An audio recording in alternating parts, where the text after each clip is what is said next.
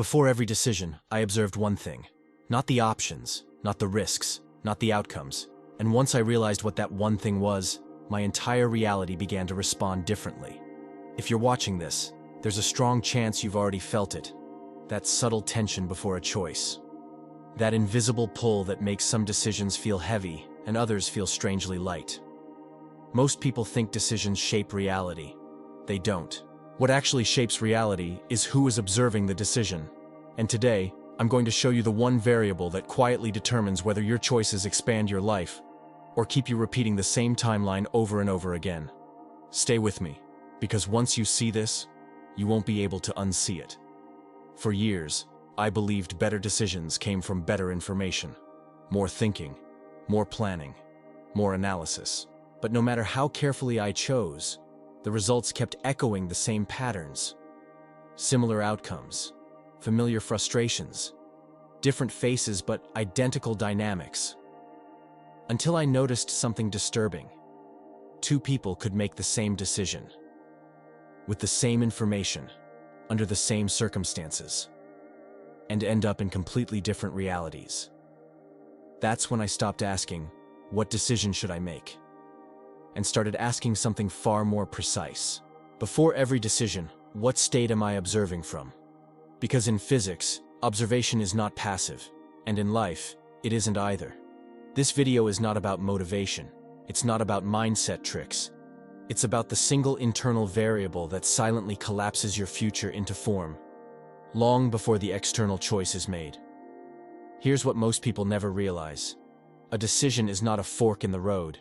It's a mirror. And what it reflects back is not your intelligence, your discipline, or your willpower, but your identity state at the moment of observation.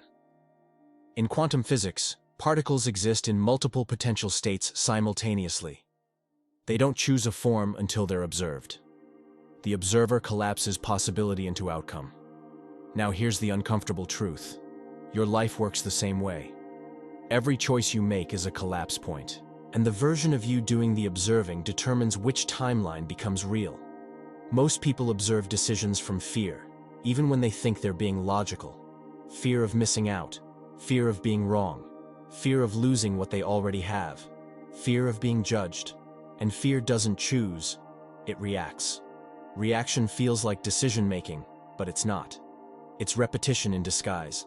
That's why so many people feel stuck despite trying to change their lives. They're making new decisions from the same observer. So the timeline doesn't shift. I didn't change my outcomes by choosing differently. I changed them by changing what I observed before choosing. Here's the distinction that changes everything. Before a decision, most people observe the external variables.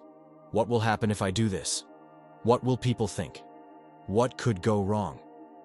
But I started observing something else entirely. I observed my internal signal. Specifically, was I observing from contraction or from expansion? This is not emotional language. It's neurological and physiological. When you're in contraction, your nervous system is preparing for threat.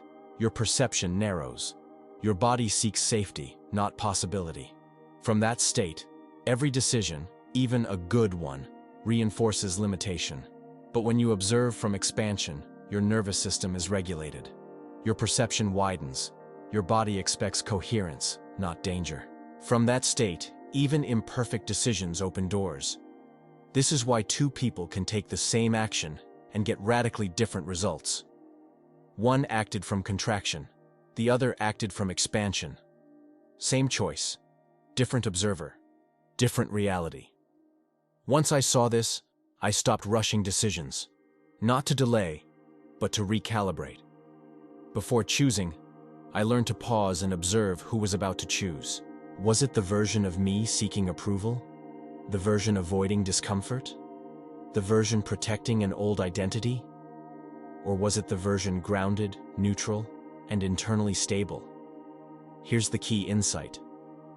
The quality of your decisions has less to do with intelligence and more to do with nervous system state. This is why thinking harder doesn't work.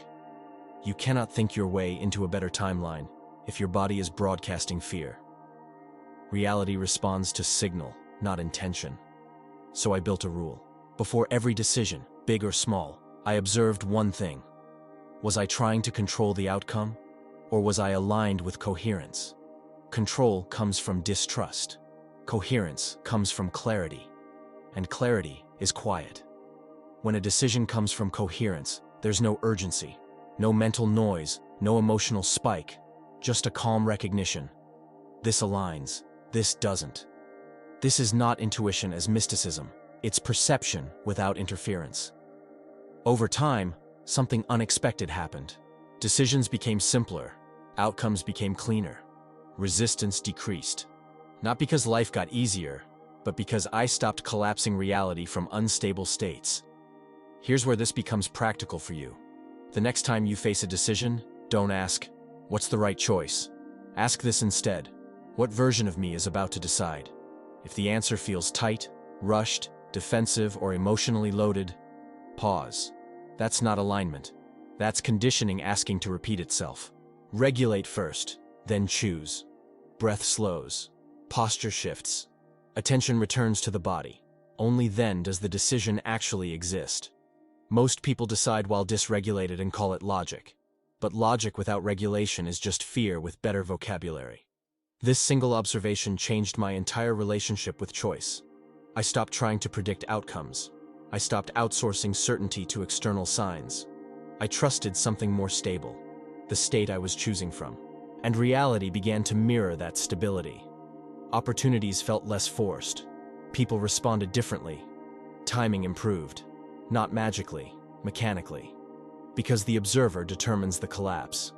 If you're still watching, this means something inside you recognizes this pattern. And that recognition is not intellectual. It's somatic.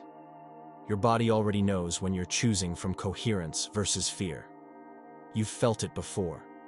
That calm certainty. That quiet yes with no drama attached.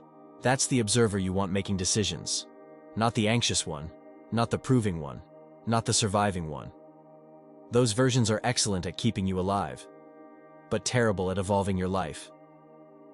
One final insight before we close. You don't need to observe every decision perfectly. You only need to stop deciding from contraction. Each time you do, you shift timelines slightly.